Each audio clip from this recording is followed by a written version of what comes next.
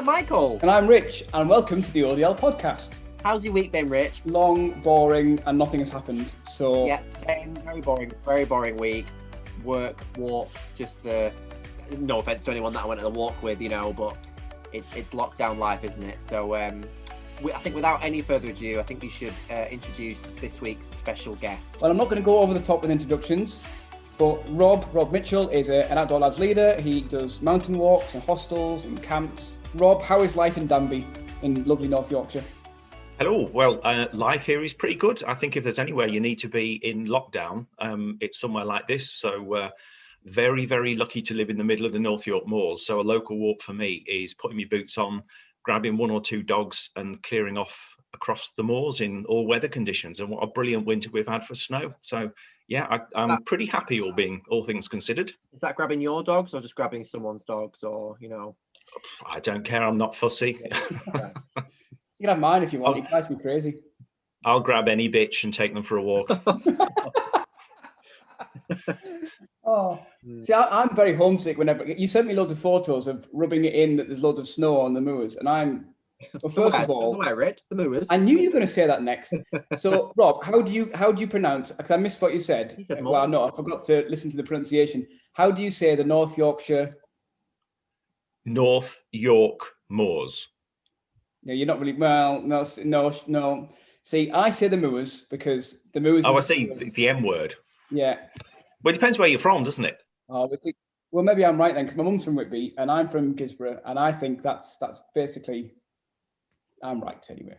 But I can't remember now. I was feeling very homesick because Rob sent me loads of photos of the countryside, all covered in snow, and I looked at the back garden and it's just mud and it's horrible, and I can't go anywhere. And at the moment, all the walks I can do are down the canal with hundreds of people, and I'm just missing mountains and winter and snow. And yeah, if I could be locked down anywhere, I think it would be somewhere like Danby in the North York moors. I know. I'm lucky where I am in Bolton because I'm right by 3 really, really, really beautiful reservoirs. So there's and they're all connected, so you can go on like a nice long walk. So I'm kind of lucky in that. But then I've lived here all my life, so those 3 reservoirs are tediously boring for me because I've done them so many times, but it is nice to have them there, especially with like the snow and the ice and all that sort of stuff. It's nice to have them, right on the doorstep. I think I took it for granted when I lived at home. So if I go back home now and I go walking on the moors, then it feels different now because I've got a new appreciation for them. When I was younger and I'd go out with my dad quite a bit, it was just walking, and it was more getting to know my dad than getting to know the countryside. Well, and it's the normal, isn't it? Nothing exceptional. Yeah. A bit like me from my upbringing in the Fens, that was normal for me. And it's only once I escaped the Fens and you realise on family holidays and all the rest of it, there's a 3-dimensional landscape out there, which is infinitely more interesting than the flat, depressing nature of the Fens. And I think that's why I've developed such a love of hills and mountains and maps with loads and loads of contours on them. Yeah. It's like for me, the Peak District. I mean, I didn't go to the Peak District until I moved to Manchester 4 years ago because I knew it was quite touristy. And my mindset of the Peak District was always, it's going to be really bleak, it's going to be really boring, everything looks the same, which is ironic because the moors is exactly that anyway. But it was very different, and I started walking there and realizing, it's very different. All the different vantage points are different, and it's only when I went back to the moors about 2 years ago. I was back home seeing my parents, and I went out on a great walk around Borrowdale just on my own, and I just fell in love with it all again. It's all the old views I knew, but had somehow changed, and just a new appreciation for everything. And I missed the coastline more than anything else. I think I didn't realize how much I missed being able to be by the sea and just. I know. I moved back from Cardiff last year in March, and I was only there for a year, but I was living on the bay. And I think through lockdown, I would have appreciated having that little, because there's a walk right from where my flat was all the way around, like across the barrage, and then round to the actual bay. Lots of Doctor Who fandom on the way and that sort of stuff. And it's a really nice walk, and you can do it like every single day and you never get bored of it. It's such a pretty little walk to do.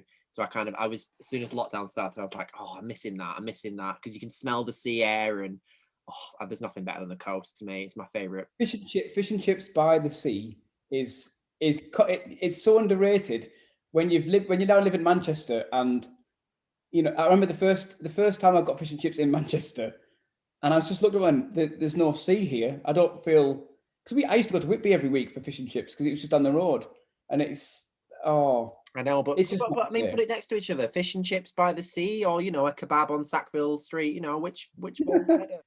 So Rob, you naturally came up last week because we were both talking about our favourite event, which was Skiddaw House. Essentially, how did you get into leading hostels, and then ultimately why events like Skiddaw? I think in terms of leading hostels, it was never something I really set out to do. I loved going on hostel events, but the more you go on those kinds of events, you get drawn into elements of leadership within them. So one of my early events up in Scotland on the Isle of Arran, many years ago, the leader was out on a walk and they just got a bit lost and got stuck. So when they got a phone signal, they rang me and said, "Rob, will you start the dinner?" So I was cooking for the whole group, having to find all the ingredients that were stuffed away. But then, people were saying, "Oh, that's fantastic, really enjoyed it, blah, blah, blah." And then slowly but surely you get drawn into it. And then I just started leading hostels. For me, the kind of hostels I love leading, though, are the smaller ones. I like the sort of smaller ones where you can get to know each other, much better. I love cooking, and I'm quite happy cooking for groups of up to about sort of 20, 25 max. Any more than that, and the enjoyment would go. Yeah. So for me, the smallish hostels, I love hostels in remote locations. So hence Skiddaw House. That is just amazing. I love hostels where you have to walk in, where you can't take your car. Because if there's one thing that adds, it's adventure, a sense of adventure. Because anybody can drive. We talked about that last week, and for me, it was the sense of adventure, but also the amount of strategic planning when it comes to packing. I've never been so thorough and thinking about what I wanted for the weekend and what I needed for the weekend, rather. Yeah, exactly. I was almost glad that I didn't drive up to Skiddaw, because I when I leave the house, I have to check that I've locked the door 3 times. I think if I'd driven up to Skiddaw and then walked to Skiddaw House, I would have spent the first day or so going, "Did I lock the car? I hope I locked the car." But yeah, I know what you mean by adventure. I said to Rich last week, it was nice to not have any phone signal or anything, so it was just down to just conversation and chatting and getting to know people, which is what OutdoorLads is all about. So places like Skiddaw House in the Lake District, absolutely stunning, as is Black Sail, the other hostel that you have to walk into. Both remote, both stunning, very different, but well worth it. I mean, they are just amazing locations surrounded by mountains. But then there's plenty of places in Scotland as well. So places like Lochossian Hostel, where you can, there's a train station. Yeah, that's right. You get off at Carraw Station in the middle of absolutely nowhere. The train disappears, and there's nothing apart from you, the edge of Rannoch Moor, a small station building, mountains, streams, and if you're lucky, the sound of deer. And then it's about 1.5 mile walk along this track to the hostel, which is right by the shores of a loch, and the views are just breathtaking. And the woman that runs it's amazing as well. I mean, that adds something when you get really fantastic hostel managers. I think the nice thing about the walking in ones is that if it's awful weather, you feel amazing when you arrive. So you get there, you get your boots off and think, "Oh, I'm home for the weekend now." But likewise, if it's amazing weather, you really enjoy the walk up because it's an added element that you don't really factor in. Exactly. And you get changing weather conditions as well. So if you're walking in the dark, you then get to see the place in daylight the next day. If you're walking in low cloud and rain, you get to see when the cloud clears and you've got blue sky. You get that variety. And the walk in is part of the adventure as well. It's not just about driving there. You've got that walk in and what that experience is telling you. What the weather feels like, what the wildlife is like, what the terrain is like. You're getting all that before you even get to the doorstep of the hostel. So what would you say then? I mean, you've been to a lot more hostels than I have. What would you say your favourite or the best hostel? I was going to say, what are your top 3 hostels in the UK? This is a hard question. I might sneak over the limit of 3, but what the hell, we're between friends. So for remote hostels, there's actually 4. Those 3 that I've mentioned.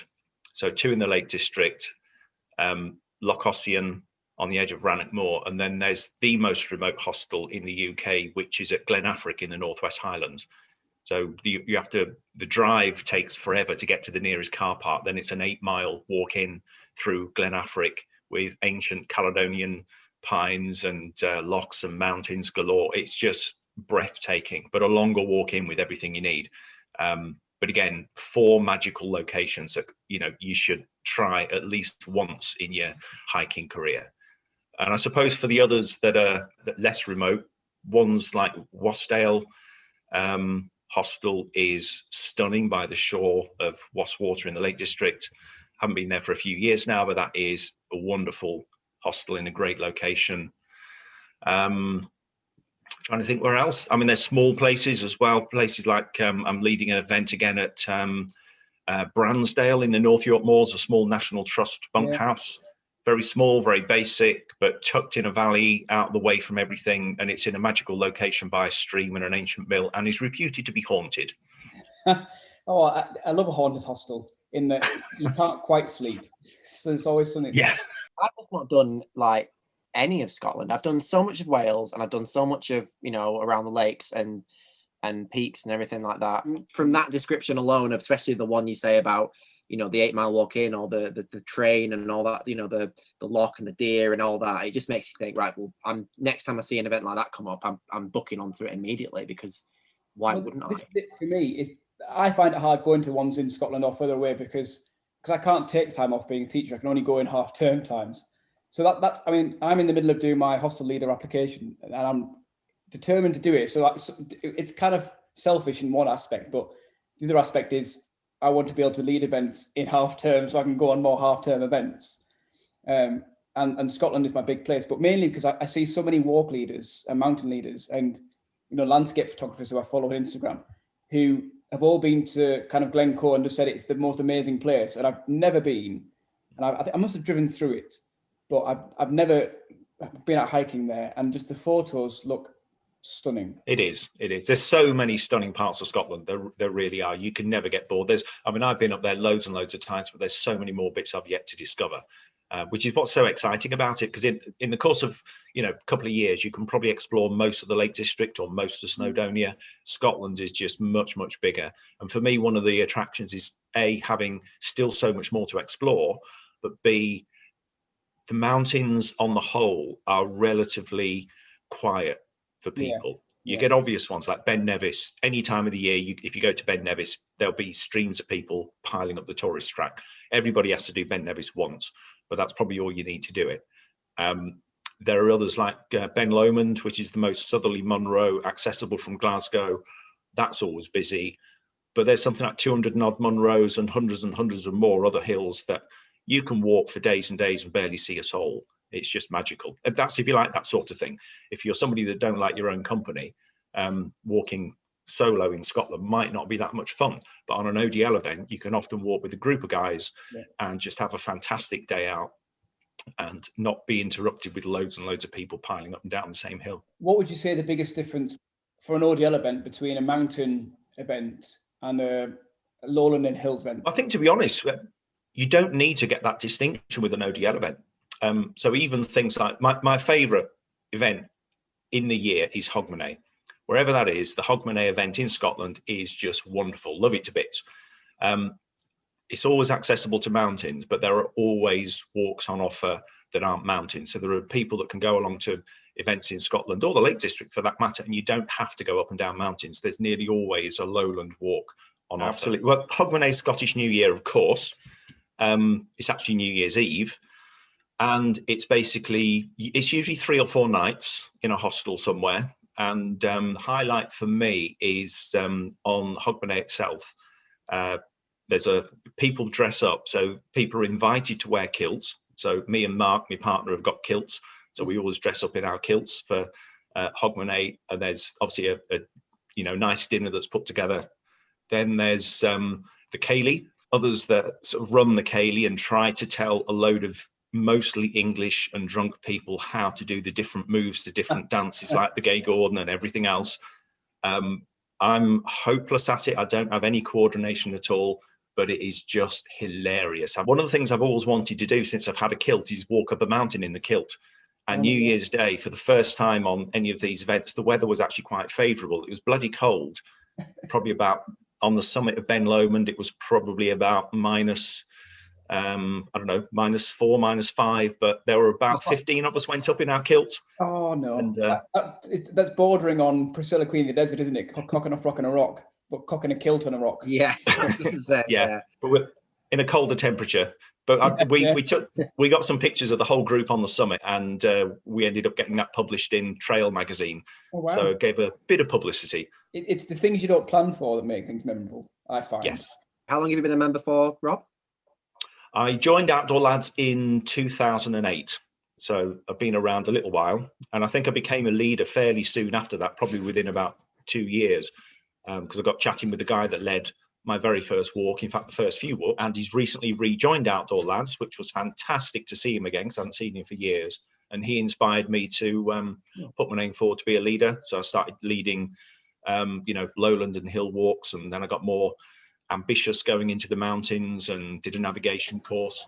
And it's like when I started my job, is that someone said, oh, you can do it and you're fine, and then suddenly you're doing it on your own.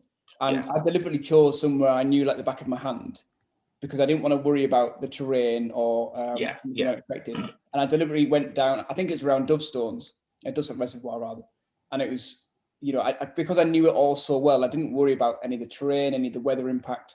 I just wanted to focus on the 20 people I had on my walk, and get to know them a bit more. And then after a few walks like that, I was like, okay, I'm pretty okay with this. So I'm talking myself into feeling better, but it's one of those things where there's something for me that had taken me a long time to put my application in for mountain leaders, because it's a different, I don't know, maybe in my mind it's more dangerous, but it's not if you know what you're doing. So yeah, well, you're right. It is more dangerous. There are more risks on a number of fronts. You're going up higher. Depending on the type of mountain, there might be more exposure. So risks if somebody slips or falls. There could be a risk if somebody gets a bit anxious about a steep drop. So some people get like that and suddenly freeze, and you've got to be able to deal with that. There's obviously the first aid angle, because you're further from help if anything goes wrong. So you've got to do the outdoor first aid training, but that is so valuable. It really is. But it's the kind of thing that you do it step by step. So you build up your confidence. And the way you described it from your first walks, that's exactly what I did. You start off with something you think, well, I can do this. I know the route. I'm going to make sure people have a good time, blah, blah, blah. And that's it. And then slowly but surely you push your boundaries out a bit further. And then before you know where you are, you're happy to do walks in any part of the country where you don't know where you're going, but you've got the map, you've got your navigation skills, and if necessary, you've got some text from a website or something that can guide you up the best routes to go up, down, and round, or wherever you want to go.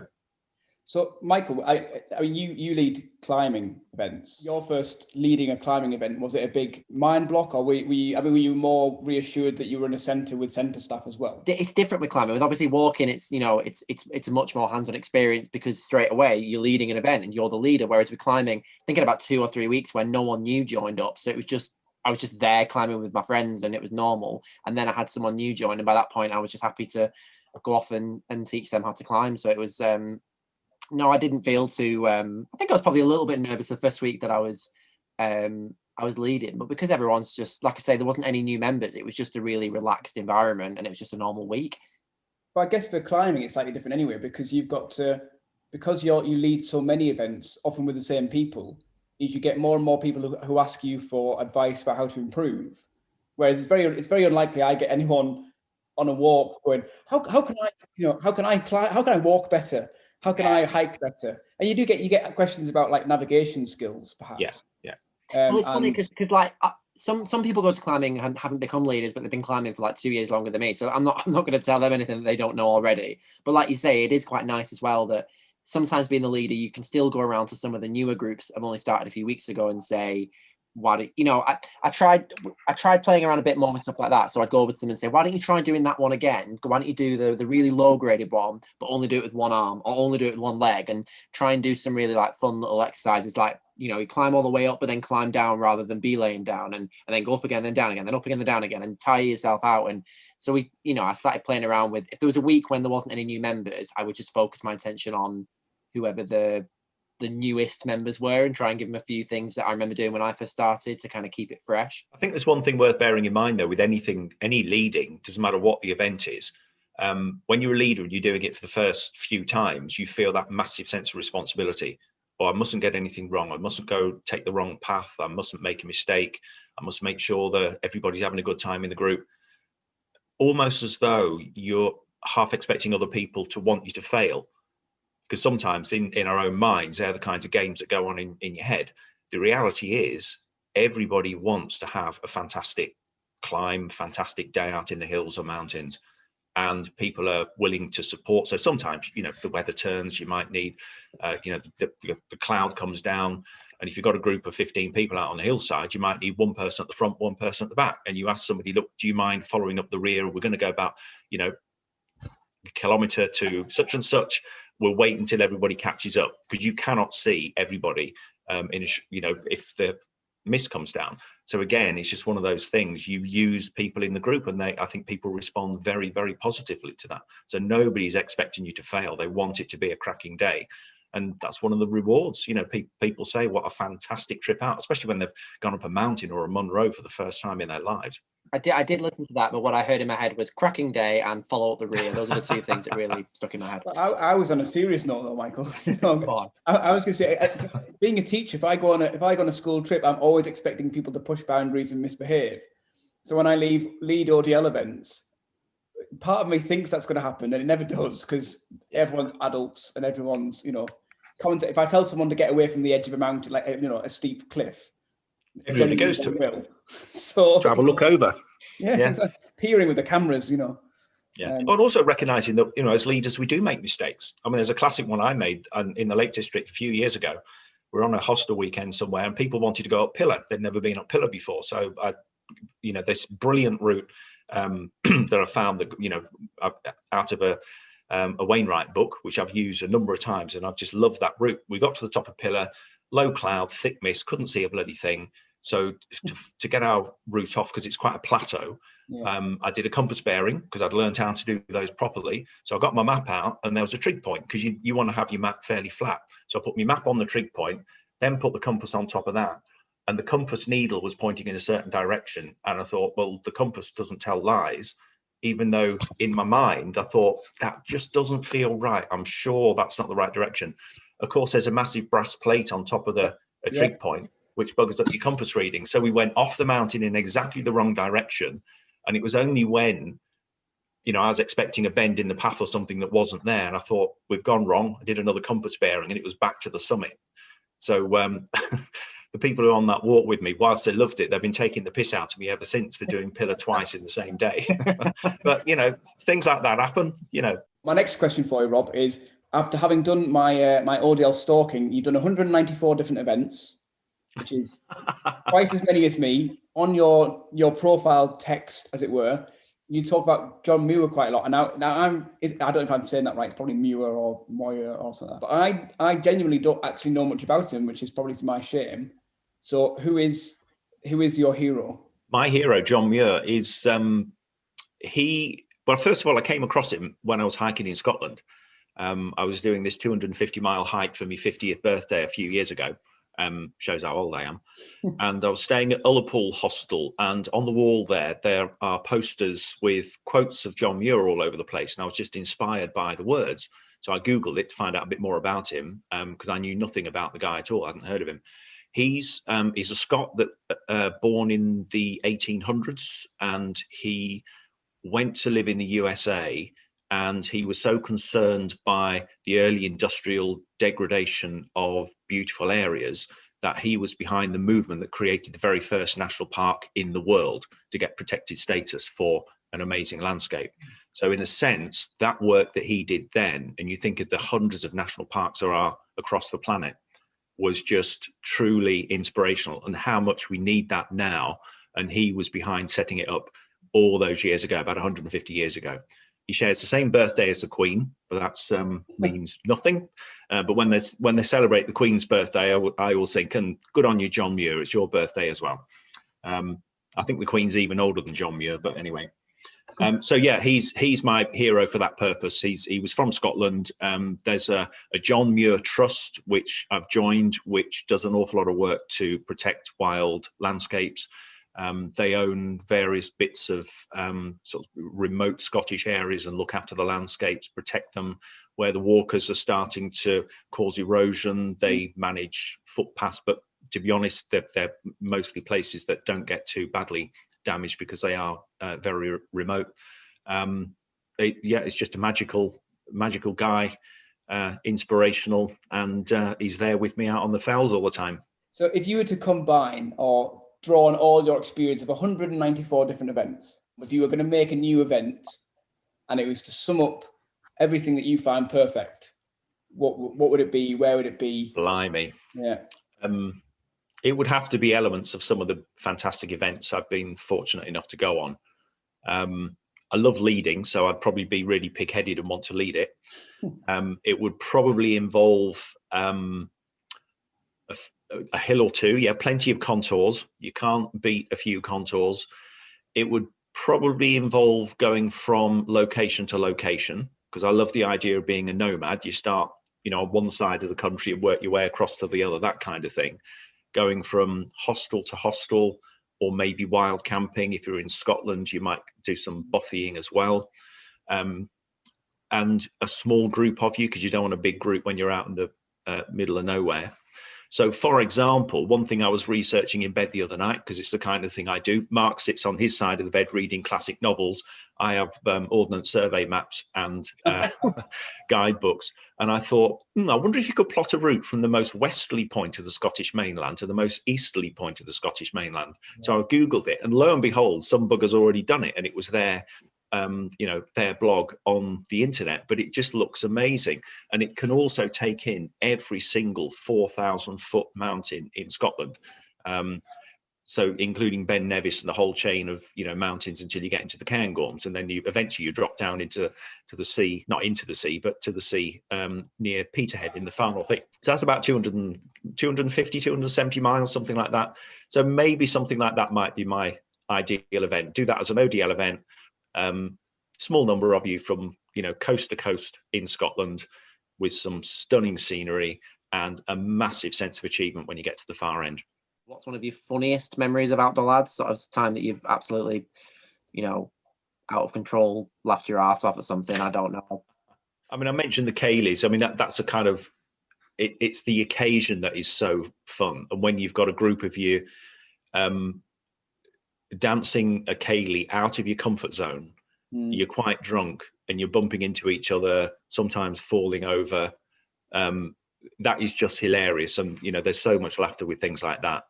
I mean, sometimes the funny things come when there's an element of danger as well. I remember one of my early trips to Scotland, and we'd gone up this mountain called Breariach, which is, I think, the third highest mountain in Britain. And it was a stunning walk, it really was. And we got to the towards the top, and the drop behind you was breathtaking, a sheer drop that seemed to go on for, a mile. And you know what it's like. You get to somewhere like that, and you pass your phone to somebody else to take the picture, and there was this huge boulder right on the edge, and I went to stand on that. And as soon as I stood on it, the whole thing just bloody wobbled. What was a rock that probably weighed a couple of tons was balancing there. And so it went from this sheer joy to, oh, shit. and of course, everybody started laughing, including me, because I realized I just moved myself forward on the rock to come away from the edge, and it was as secure as anything. But for a split second, it was that, thought, bloody hell, that was risky. But silly little things like that, you have a laugh.